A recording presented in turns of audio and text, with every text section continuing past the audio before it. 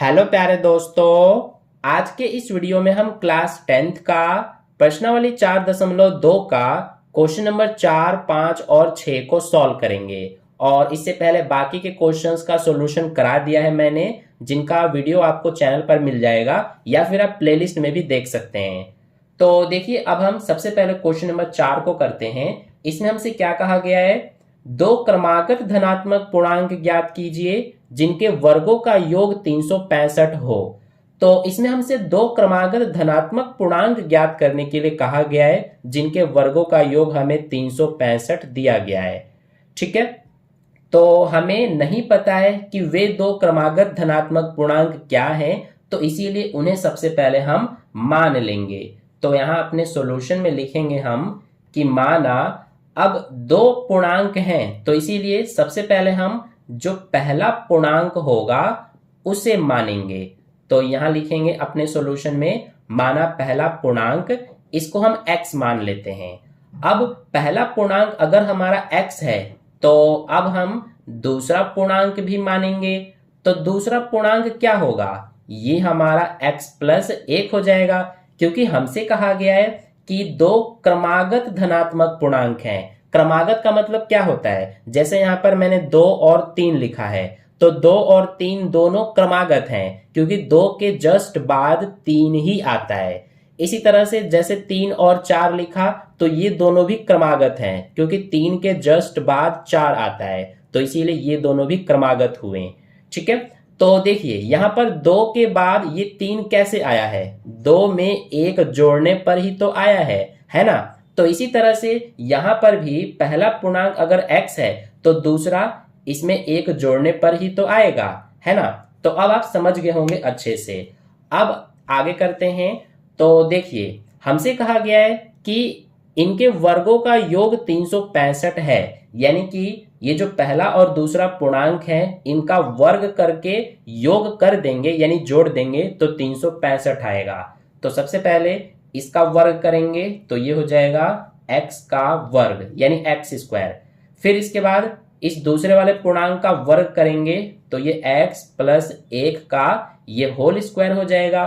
तो इनके ये हमने वर्ग कर दिए। अब इनका योग यानी कि जोड़ कितना है, 365, तो बराबर में 365 लिखेंगे। अब इसको हम सॉल्व करेंगे। तो सबसे पहले x का स्क्वायर करेंगे, x का वर्ग, तो ये x स्क्वायर ही हो जाएगा। फिर यहाँ प्लस है तो प्लस लगाएंगे। अब देखिए यहाँ पर ये हमारा x प्लस 1 का होल स्क्वायर है, तो ये आपको दिखाई दे रहा होगा कि a प्लस बी के होल स्क्वायर के रूप में है, यानी कि हमारा फॉर्मूला होता है a प्लस बी का होल स्क्वायर, तो यही फॉर्मूला इसमें हम लगाएंगे। ठीक है, तो आप शुरू से ही पढ़ते आ रहे हैं, a प्लस बी का होल स्क्वायर क्या होता है, a square plus 2ab plus b square. तो अब हम ये जो है हमारा क्वेश्चन ये इस रूप में है, अब हम इस रूप में लिखेंगे। सबसे पहले a स्क्वायर है, a का मान यहाँ ये x है और b का मान 1 है, तो ये a स्क्वायर है, तो यानी कि x का स्क्वायर हो जाएगा। फिर उसके बाद प्लस में 2ab है, तो ये प्लस 2, a का मान x है और b का मान 1 है। फिर क्या है, प्लस में b स्क्वायर, तो ये प्लस b का मान 1 और ये स्क्वायर, बराबर में क्या है, 365।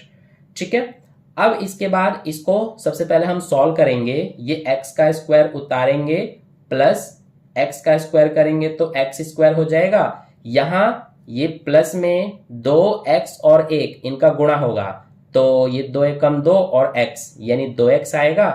प्लस में 1 का स्क्वायर करेंगे तो 1 आएगा, बराबर में क्या है, 365। अब इसके बाद ये x square plus x square ये हो जाएगा 2x स्क्वायर, और ये प्लस में 2x प्लस में 1, इस 365 को इधर लाएंगे, माइनस का 365 हो जाएगा, इधर हमारा अब 0 बचेगा।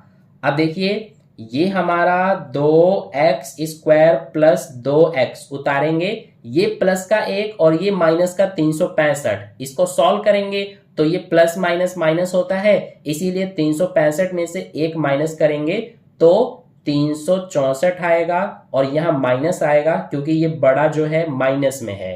ठीक है, अब इसके बाद देखिए ये जो है हमारा, इसमें से हम दो कॉमन ले सकते हैं पूरे में से, इसमें से भी, इसमें से भी और इसमें से भी। तो दो कॉमन ले लेंगे तो इसमें क्या बचेगा, एक्स स्क्वायर। इसमें से दो कॉमन आ गया तो सिर्फ एक्स बचेगा। इसमें से दो कॉमन आ गया तो क्या बचेगा, ये हमारा 2 एकम 2, 2 अट्ठे 16, 2 दूना 4, यानी कि 182 बचेगा बराबर में 0। अब ये दो गुणा में है, इधर जाके भाग हो जाएगा, इधर बचेगा x square plus x minus 182, और ये दो इधर जाके भाग होगा जब 0 में, तो 0 ही आएगा। तो ये हमारा एक द्विघात समीकरण बन गया। अब इसके हम मूल ज्ञात करेंगे। ठीक है, तो मूल ज्ञात करना आपको बहुत अच्छे से आता होगा। पिछले जो क्वेश्चंस हैं उनके सॉल्यूशन में मैंने आपको समझा दिया है अच्छे से।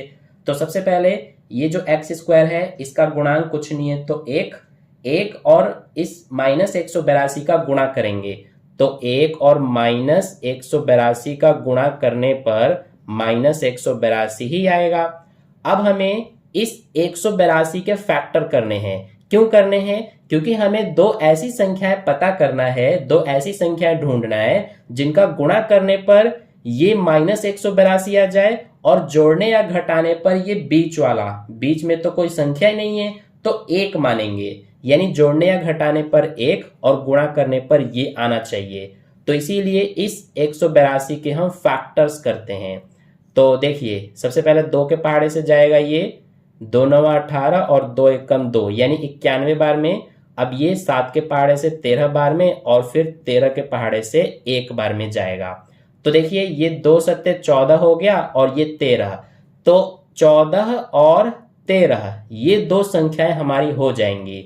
लेकिन 13 हम माइनस में लेंगे, क्योंकि 14 में से 13 को माइनस करेंगे तो 1 आ जाएगा, और 14 और माइनस 13 का गुणा करेंगे तो माइनस 182 भी आ जाएगा। ठीक है, तो हमें ये दो संख्याएं मिल गई। अब क्या करते हैं हम, ये जो पहला वाला है एक्स स्क्वायर, इसको एज इट इज उतार देते हैं। इस बीच वाले की जगह पर इन दोनों को लिखते हैं। ये 14 प्लस में है, इसके साथ x लिखते हैं क्योंकि यहां पर x है। फिर माइनस का 13 है और इसके साथ भी x लिखेंगे, और ये लास्ट वाले को हम एज इट इज यहां पर उतार देते हैं। ठीक है, अब इन दोनों में से सबसे पहले कॉमन लेंगे तो x कॉमन आएगा, तो यहाँ x बचेगा, और इसमें से x कॉमन आ गया तो 14 बचेगा। फिर इन दोनों में से कॉमन लेंगे तो माइनस 13 कॉमन आएगा, इसमें x बचेगा, और यहाँ इसमें क्या बचेगा, प्लस का 14। ठीक है, अब देखिए ये दोनों ब्रैकेट में एक जैसे हैं, कॉमन है, तो यहाँ पर हम एक बार इसको लिखते हैं, और जो ये बाहर है और ये वाला इसको भी ब्रैकेट में लिख देते हैं। अब इसके बराबर में हम क्या करेंगे, 0 लिखेंगे, तो x बराबर क्या आएगा, ये इधर जाके माइनस 14 आएगा, और ये x माइनस 13 के बराबर में 0 लिखेंगे तो x बराबर क्या आएगा, माइनस 13 इधर जाके प्लस का 13 आएगा। तो x का मान माइनस 14 और दूसरा जो ये x है इसका मान 13 आ गया है। ठीक है, तो अब देखिए इसमें हमारे ये जो दोनों x के मान आए हैं, इसमें ये वाला x का मान माइनस 14 जो है ये ऋणात्मक है, यानी कि नेगेटिव है, और ये वाला हमारा धनात्मक है। तो हमसे धनात्मक ही पूर्णांक पूछा गया है, तो ये वाला हम नहीं लेंगे। ठीक है, क्योंकि ये हमारा ऋणात्मक है, सिर्फ ये वाला लेंगे। तो इसीलिए x का मान हमारा 13 है, तो x हमने पहला पूर्णांक माना था, तो इसीलिए यहां पर अब हम लिख देंगे कि पहला पूर्णांक क्या माना था हमने, x, और x का मान 13 आया है, इसीलिए पहला पूर्णांक हमारा क्या है, 13। और अब हम लिखेंगे दूसरा पूर्णांक। तो दूसरा पूर्णांक देखिए x प्लस 1 माना है हमने, तो x की जगह पर 13 प्लस में 1, तो ये हो जाएगा 14, यानी कि पहला पूर्णांक 13 और दूसरा पूर्णांक 14, यही दोनों हमारे आंसर है, 13 और 14। ठीक है, तो ये हो गया क्वेश्चन नंबर 4 का सॉल्यूशन कंप्लीट। अब इसके बाद चलिए क्वेश्चन नंबर 5 का सॉल्यूशन करते हैं। तो देखिए क्वेश्चन नंबर 5 में हमसे क्या कहा गया है, एक समकोण त्रिभुज की ऊंचाई इसके आधार से 7 सेंटीमीटर कम है, यदि कर्ण 13 सेंटीमीटर का हो तो अन्य दो भुजाएं ज्ञात कीजिए। तो इसमें हमसे समकोण त्रिभुज के बारे में कहा गया है। तो देखिए समकोण त्रिभुज हमारा कुछ इस तरह का होता है। इसमें ये वाला जो कोण है ये 90 डिग्री का यानी कि समकोण होता है। इसके सामने वाली ये भुजा कर्ण होती है। तो कर्ण हमें 13 सेंटीमीटर दिया हुआ है यानी कि ये 13 सेंटीमीटर है। और हमसे कहा गया है कि ये जो समकोण त्रिभुज है इसकी ऊंचाई आधार से 7 सेंटीमीटर कम है। यानी कि अगर ये जो आधार है इसको हम x मान लेते हैं तो ये जो ऊंचाई है ये इस आधार से 7 सेंटीमीटर कम है यानी कि x माइनस 7 होगा। ठीक है, तो हमें ये और ये दोनों भुजाएं ज्ञात करना है। तो इनको हम क्या करेंगे, सबसे पहले मान लेंगे। तो यहां पर हमने आधार x माना है और ऊंचाई x माइनस 7 माना है। तो लिखेंगे सबसे पहले हम माना आधार। तो आधार हमने x माना है और जो ऊंचाई है यहां पे लिखेंगे ऊंचाई, तो ये हमने x माइनस 7 माना है। अब इसके अलावा हमें क्वेश्चन में कर्ण जो है 13 सेंटीमीटर दिया हुआ है, तो इसको भी लिख लेते हैं। अब देखिए ये हमारा क्योंकि एक समकोण त्रिभुज है तो इसमें ये और ये भुजा हमें ज्ञात करना है। तो इसमें हम पाइथागोरस प्रमेय लगाएंगे। पाइथागोरस प्रमेय के अनुसार क्या होता है, पाइथागोरस प्रमेय के अनुसार कर्ण का स्क्वायर बराबर होता है लंब का स्क्वायर प्लस आधार का स्क्वायर। ठीक है, ये आपको पता होगा। तो अब देखिए कर्ण है तो कर्ण हमारा 13 सेंटीमीटर, तो कर्ण की जगह पे 13 सेंटीमीटर लिखेंगे और ये स्क्वायर, यहां पर हम सेंटीमीटर नहीं लिख रहे हैं, आप चाहें तो लिख भी सकते हैं, बराबर लंब यानी कि ऊंचाई। तो ये देखिए x माइनस 7 है तो इसकी जगह पर x माइनस 7 लिखेंगे और ये स्क्वायर प्लस आधार x है तो यहां पर x और ये स्क्वायर। अब 13 का स्क्वायर करते हैं तो 169 आएगा। यहां ये देखिए a माइनस बी के होल स्क्वायर के रूप में है, तो a माइनस बी का होल स्क्वायर क्या होता है, a square minus 2ab plus b square. तो ये जो है हमारा इस रूप में है। अब हम इस रूप में लिखेंगे, सबसे पहले a स्क्वायर, a का मान x है तो इसीलिए x स्क्वायर हो जाएगा, माइनस 2ab, तो ये माइनस 2, a का मान तो x है और b का मान 7 है, प्लस में b स्क्वायर यानी कि प्लस का b यानी कि 7 है और ये स्क्वायर, फिर ये प्लस x का स्क्वायर करेंगे तो x स्क्वायर। अब आगे करते हैं, सबसे पहले इस 169 को उतारेंगे, यहां x का स्क्वायर करेंगे तो x स्क्वायर आएगा, माइनस ये 2 सत्ते 14 और x 14x हो जाएगा, प्लस 7 का स्क्वायर 49 और ये x का स्क्वायर उतार देंगे। ठीक है, अब इसके बाद हम क्या करेंगे, सबसे पहले ये x स्क्वायर और ये x स्क्वायर दोनों जुड़ रहे हैं तो जोड़ देंगे तो 2x स्क्वायर हो जाएगा और ये माइनस का 14x उतार देते हैं, प्लस का 49 और इस 169 को इधर ले जाएंगे तो माइनस का 169 हो जाएगा। अब इधर क्या बचा, 0 बचा। तो अब इसके बाद इस वाले को हम पहले लिख देते हैं, ये 2x स्क्वायर और माइनस का 14x, ये प्लस का 49 माइनस का 169, प्लस माइनस माइनस तो घटा देंगे तो ये बचेगा 9 में से 9 0, ये बचेगा 12 यानी 120 और ये बड़ा माइनस में है तो माइनस आएगा और दूसरी तरफ क्या है, 0 है। ठीक है, तो इतना आपको क्लियर समझ में आ गया। अब देखिए यहां पर हम इनमें से 2 कॉमन ले सकते हैं इस पूरे में से, तो 2 कॉमन आ जाएगा तो इसमें x स्क्वायर बचेगा, इसमें माइनस का 7x और इसमें माइनस का 60 बराबर 0। ठीक है, अब बाकी का हम यहां पर कर लेते हैं। तो देखिए ये जो 2 है ये इधर जाके भाग हो जाएगा 0 में, तो इधर क्या बचेगा, x स्क्वायर माइनस का 7x माइनस 60 बराबर, ये 2 इधर 0 में भाग होगा तो 0 ही आएगा। अब ये हमारा द्विघात समीकरण है तो इसका सबसे पहले अब हम मूल ज्ञात करेंगे। तो कैसे करते हैं, x स्क्वायर का गुणांक कुछ नहीं है तो 1 मानेंगे, तो 1 का और इस माइनस 60 का सबसे पहले गुणा करेंगे तो माइनस 60 आएगा। अब दो संख्याएं हमें ढूंढनी है जिनका गुणा करने पर -60 और जोड़ने या घटाने पर -7 आ जाए। तो आप 60 का फैक्टर करेंगे, 2 के टेबल से 30 बार में, 2 का टेबल से 15 बार में और 3 के टेबल से 5 बार में, और फिर उसके बाद 5 के टेबल से 1 बार में जाएगा।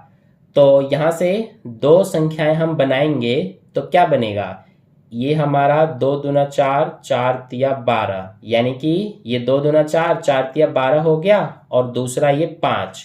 तो 12 और 5 हमारा हो सकता है। अब लेकिन हमें गुणा करने पर -60 लाना है और जोड़ने या घटाने पर -7। तो 12 को माइनस में ले लेंगे और 5 को प्लस में। अब इसको सॉल्व करने पर -7 आ जाएगा, और इसको गुणा करने पर ये -60 भी आ जाएगा। तो ये हमें दो संख्याएं मिल गई। अब इसको सबसे पहले उतार देते हैं। इसकी जगह पर सबसे पहले ये लिखेंगे -12 और इसके साथ x भी लिखेंगे, क्योंकि हम इसके बदले में ही तो ये लिख रहे हैं। तो यहाँ पर x है तो यहाँ पे भी x लगाएंगे। फिर प्लस में 5 है, इसके साथ भी x, और ये -60 उतारेंगे। अब दोनों में ये जो दोनों हैं इनमें कॉमन लेंगे तो x कॉमन आएगा, तो इसमें x बचेगा और इसमें -12।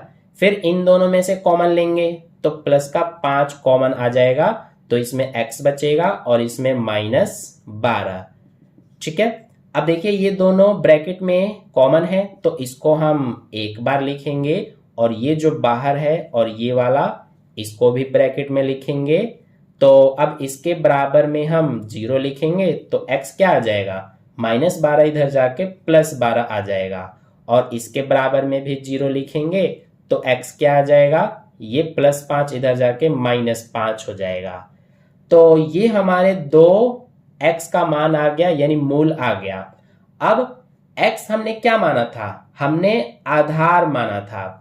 तो आप मुझे बताइए कि किसी भी आकृति की जो आधार या फिर कोई भी भुजा जो होती है, क्या वो ऋणात्मक होती है? क्या नहीं होती। तो ये जो ऋणात्मक वैल्यू है, ऋणात्मक मान, ये हम नहीं लेंगे, सिर्फ ये लेंगे 12। ठीक है। तो इसीलिए आधार हमारा क्या हो जाएगा, ये देखिए आधार x माना था तो ये 12 है, यानी आधार 12 सेंटीमीटर।